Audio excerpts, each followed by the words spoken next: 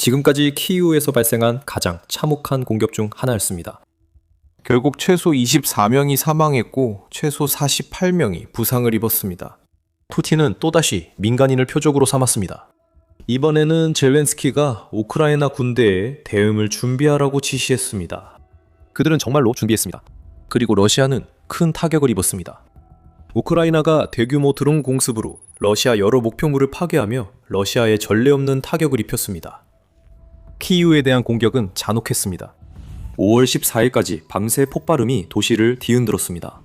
러시아가 수십 발의 미사일과 수백 대의 드론을 쏟아부으며 우크라이나의 수도를 공격했습니다. 대규모 아파트가 공습으로 파괴됐으며 사망자 중엔 막내였던 12살 소녀를 포함한 3명의 어린이가 있었습니다. 러시아의 공격이 끝날 무렵 우크라이나군은 675대의 드론과 56발의 미사일을 집계했습니다.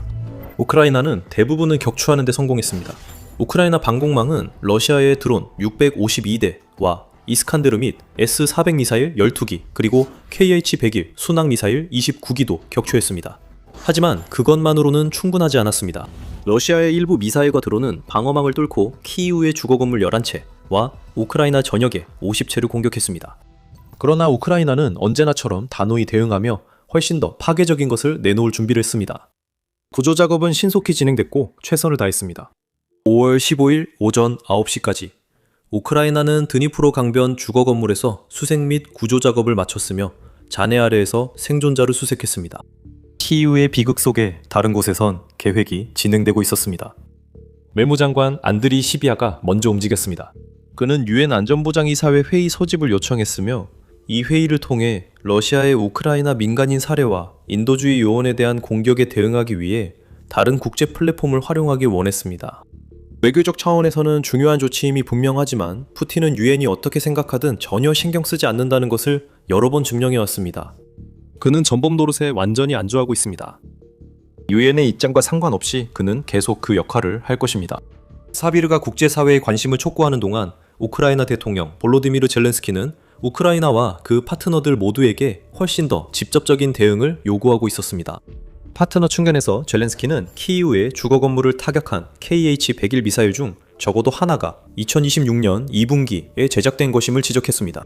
이는 젤렌스키가 제재만으로는 러시아가 미사일에 필요한 부품을 확보하는 것을 막기에 충분하지 않다는 점을 지적하는 방식입니다. 우크라이나 파트너들에게 경고가 전달됐고 추가 조치의 필요성이 강조됐습니다.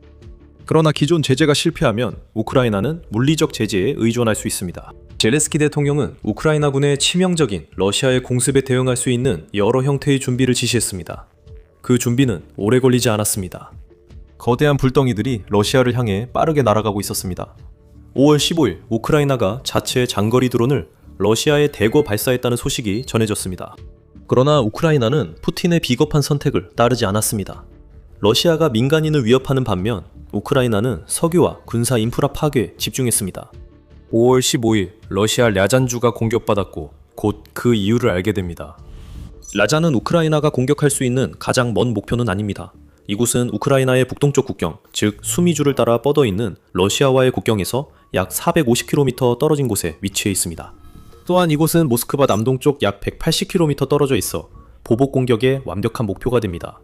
푸틴에게 우크라이나의 장거리 무기 체계가 어떤 목표든 타격할 수 있을 만큼 강력하다는 것을 보여주기에 충분히 멀고 또 모스크바와 가까워서 푸틴에게 2026년 대부분을 그랬던 것처럼 벙커에 숨어 있는 게 좋겠다는 메시지를 전달하기에도 충분히 가깝습니다.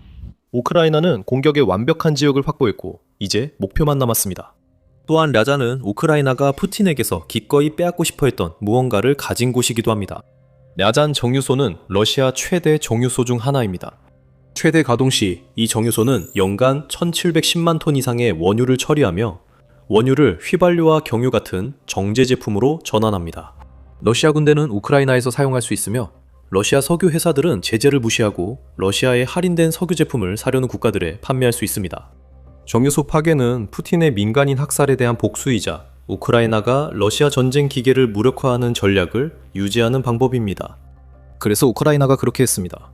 우크라이나가 그 시설에 대해 치명적인 공습을 가한 후 지금은 랴잔 정유소가 불타고 있습니다. 텔레그램에 올라온 보도는 우크라이나의 공격 결과를 보여주었습니다. 엑사이론 오버 플러스는 전쟁 동안 우크라이나가 러시아를 공격할 때 실제 상황을 보여주는 신뢰받는 독립 소스였으며 5월 15일 텔레그램에서 우크라이나가 입힌 피해를 강조했습니다. 세 장의 사진 모두 우크라이나 드론이 목표물을 타격했다는 것을 증명했습니다. 각각의 사진에서 우리는 같은 장면을 볼 수 있습니다. 랴잔 정유소 어딘가에서 거대한 불길이 치솟으며 엄청난 검은 연기 기둥이 하늘로 올라가고 있습니다. 이미 어두워진 리아잔의 하늘은 멀리서 불길이 일렁이고 짙은 스모그가 퍼지면서 마치 지옥 같은 풍경을 연출합니다. 시간이 흐르며 현지 민간인 보도로 우크라이나의 복수 규모가 밝혀졌습니다. 오늘 우크라이나는 리아잔 주민들이 새벽 2시쯤 정유소 폭발을 신고하기 시작했다고 보도했습니다. 우크라이나 공격이 끝날 즈음 도시 곳곳에서 수십 번의 큰 폭발음이 들렸습니다. 러시아는 우크라이나가 정유소뿐 아니라 다른 곳도 공격했다고 주장하며 우크라이나의 대응을 자신들이 키이우에서 저지른 테러와 동일시하려 했습니다. 러시아는 거짓말을 했습니다. 곧 증거를 보여드리겠습니다. 같은 매체는 오전 5시 에도리아잔 정유소에서 폭발음이 계속 들린다고 전했습니다. 폭발 보고 후 3시간이 지난 뒤였습니다. 이 시점에 우크라이나가 여전히 드론을 랴잔주로 보내고 있었을 수도 있고 아니면 우크라이나의 드론이 최초 공격에서 너무나도 큰 화재를 일으켜 그 불길이 번지면서 2차 폭발이 불가피해졌을 수도 있습니다. 슈퍼노바 플러스가 텔레그램 채널에 공유한 영상에서 우크라이나가 랴잔으로 보낸 드론을 잠깐 볼 수 있습니다. 드론이 목표물로 날아갈 때 땅에선 윙윙거리는 소리가 납니다. 러시아 방공군이 계속 사격하지만 아무것도 맞지 않습니다. 그 드론은 우크라이나가 리아잔에 보낸 보복 드론 중 하나였습니다. 일부 드론은 명확하게 목표물을 타격했습니다. 러시아가 키이우에서 수많은 민간인을 죽이고 다치게 한 것에 대한 우크라이나의 보복 이후 러시아의 반응은 뭐랄까 전형적이었습니다. 세계에서 가장 정확한 드론 잔해가 또 명중한 것 같습니다. 랴잔 지역 주지사 파블로 말코바는 드론 잔해가 이 지역 내 특정되지 않은 기업을 타격했다고 주장했습니다. 우리는 말코바가 어떤 기업인지 구체적으로 밝힐 필요가 없습니다. 우리는 그것을 알고 있습니다. 우리는 하늘을 밝히는 불덩이에 휩싸인 모습을 보고 있습니다. 우크라이나가 모든 드론 잔해에 무엇을 넣고 있는지는 모르겠지만 그것은 드론 자체만큼이나 강력해 보입니다. 긴정거림은 제치고 말코바는 우크라이나 공격 후 또 다른 주장을 했습니다. 그리고 이 주장은 모든 것을 바꿉니다. 만약 사실이라면 우크라이나가 러시아의 전략을 러시아에게 그대로 사용하고 있을 정도로 상황이 격화되었음을 보여주는 것입니다. 하지만 그 내용에 대해 알아보기 전에 여러분은 지금 더 밀리터리 쇼를 시청하고 계시다는 점을 잠깐 상기시켜드립니다.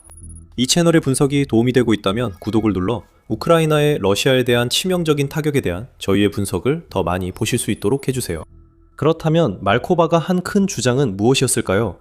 드론 잔해 변명을 고수하며 말코바는 우크라이나의 공격으로 러시아 민간인 3명이 사망하고 또 다른 12명이 부상했다고 주장했습니다. 말코바는 잔해가 주거 건물을 강타했다고 주장하며 5월 15일 새벽 랴잔 정유소만이 우크라이나의 유일한 목표가 아니었음을 시사했습니다. 이를 증명하는 영상들도 있습니다. 슈퍼노바 플러스가 공유한 그 영상들은 실제로 주거 건물이 불타고 있는 모습을 보여주고 있으며 러시아는 우크라이나 드론 혹은 더 정확히 말하면 드론 잔해가 이 모든 일의 배후라고 주장하고 있습니다. 러시아는 우크라이나가 민간인을 공격한다고 여러분이 믿길 원합니다. 러시아가 키이우에서 했던 것처럼요. 이건 선전이며 푸틴의 또 다른 수작입니다. 그는 지도자를 만족시키려 무슨 말이든 합니다. 그리고 일부에게는 이게 통할 겁니다. 푸틴은 우크라이나도 똑같이 하고 있기 때문에 자신이 우크라이나 민간인들을 공격하는 것이 정당하다고 여러분이 생각하길 원합니다. 푸틴과 그의 꼭두각시들은 거짓말을 하고 있습니다. 그리고 우리는 그것을 증명할 증거를 가지고 있습니다. 러시아 아파트 건물 영상에서 본 것을 부정할 수 없습니다. 실제로 화재가 발생했고 드론이나 드론 파편이 직접 타격을 가해 생긴 것일 수 있는 거대한 구멍들이 건물 측면에 뚫려 있습니다. 하지만 말코바가 여러분에게 믿게 하려는 모든 것을 반박하는 영상이 있습니다. 그 영상에서 우리는 러시아의 주거 건물에 실제로 피해를 준 원인을 볼 수 있으며 처음 몇 초의 영상만으로도 그것을 확인할 수 있습니다. 드론은 전혀 관련이 없었습니다.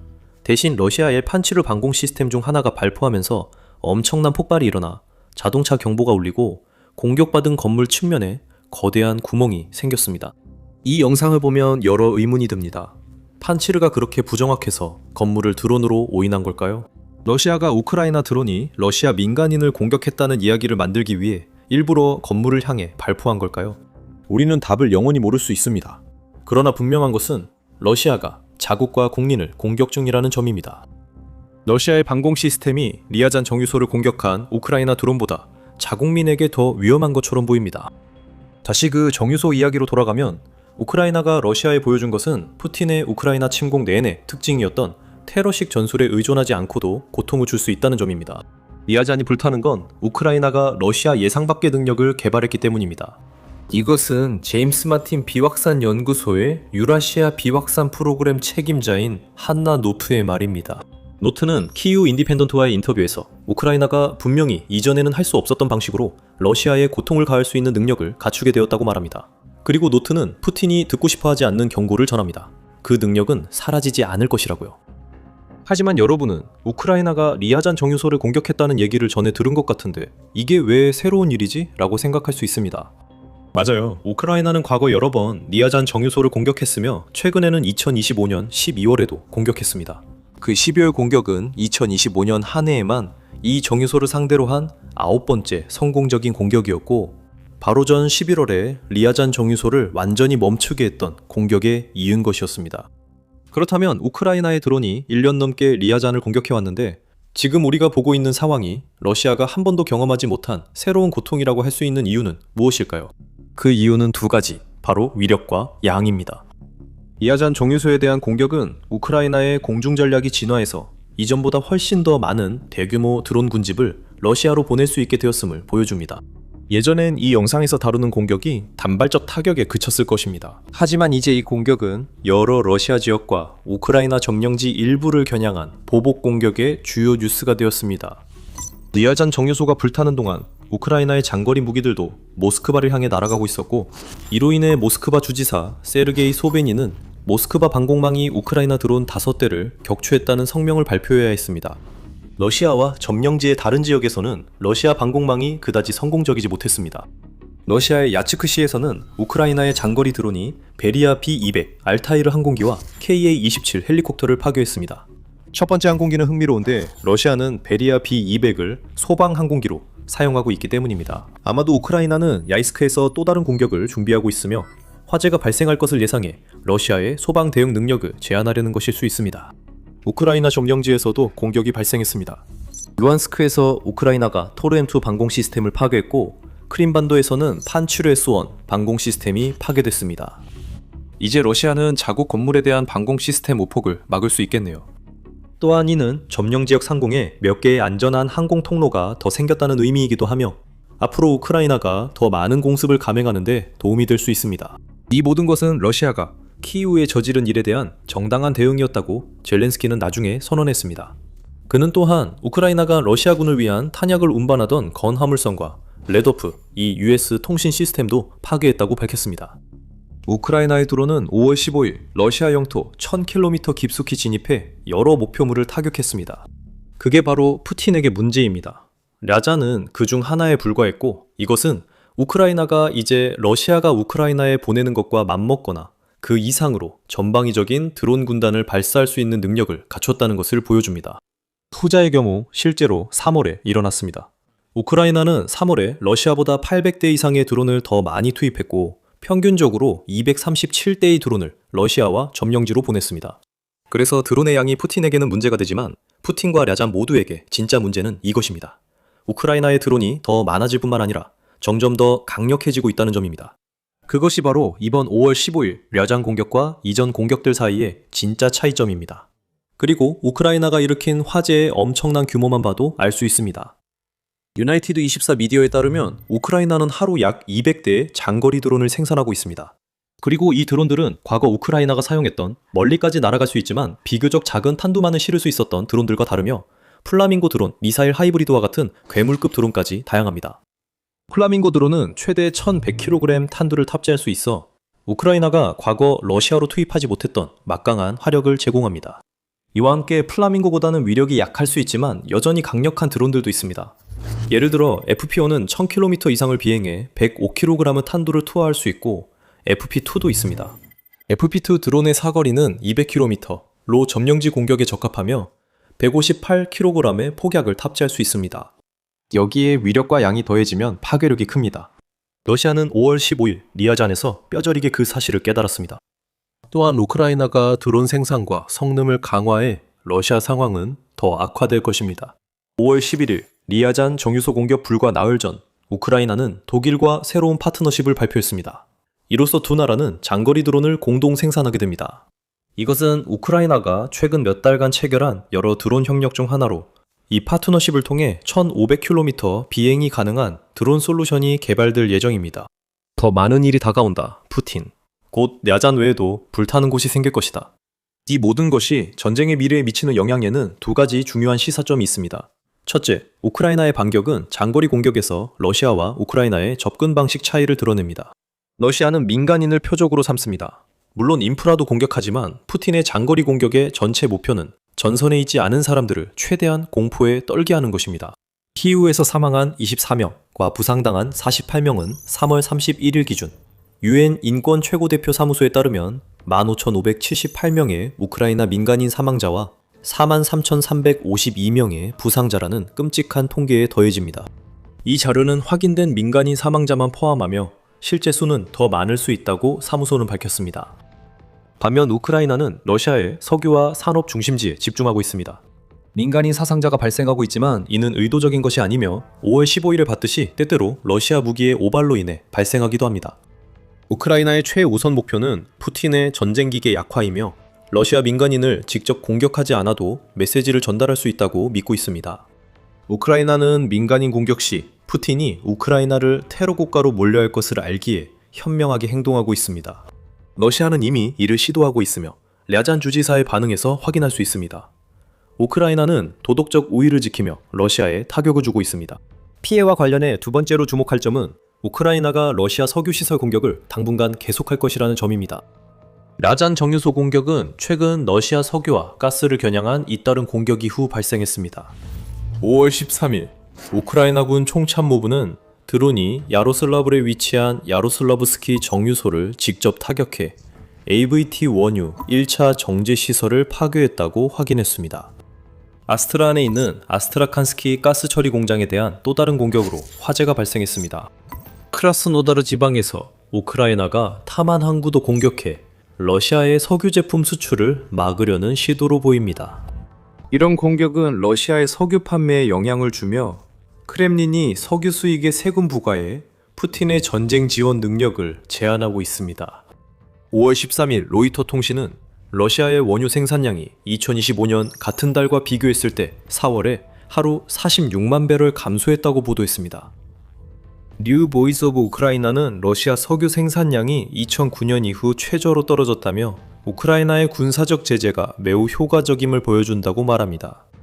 그리고 5월 15일 유나이티드 24 미디어는 우크라이나가 수개월 동안 반복적으로 공격해온 발트해 항구에서의 러시아 석유 수출이 31% 감소했다고 보도했습니다. 석유 산업을 마비시키면 러시아 전쟁 기계는 무너집니다. 리아잔이 또 불타자 푸틴은 우크라이나에 대한 자신의 테러 공격은 반드시 되갚음을 당한다는 걸 깨달았습니다. 우크라이나의 리아잔 공격은 오랜 시간 동안 사용해온 전략의 연장선상에서 복수심이 섞인 행동이었습니다. 그리고 우크라이나의 드론이 점점 더 강력해지고 많아지면서 지금의 리아잔 화재가 아무리 인상적이라 해도 앞으로 벌어질 일들에 비하면 초라해 보일 수도 있습니다. 그렇더라도 우크라이나는 또 다른 전쟁기계의 움직임에 대비해야 합니다. 벨라루스와 그 미친 독재자 알렉산드르 루카셴코가 우크라이나의 새로운 위협이 다가오고 있음을 시사하는 미친 행동들을 하고 있습니다. 우크라이나는 이에 대비할 수 있을까요? 그 질문에 대한 답을 알아보고 루카셴코가 무엇을 하려는지 저희 영상을 통해 확인해보세요. 이 영상이 재미있었다면 더 밀리터리 쇼를 구독해 우크라이나의 러시아 공격 소식을 받아보세요. 시청해주셔서 감사합니다.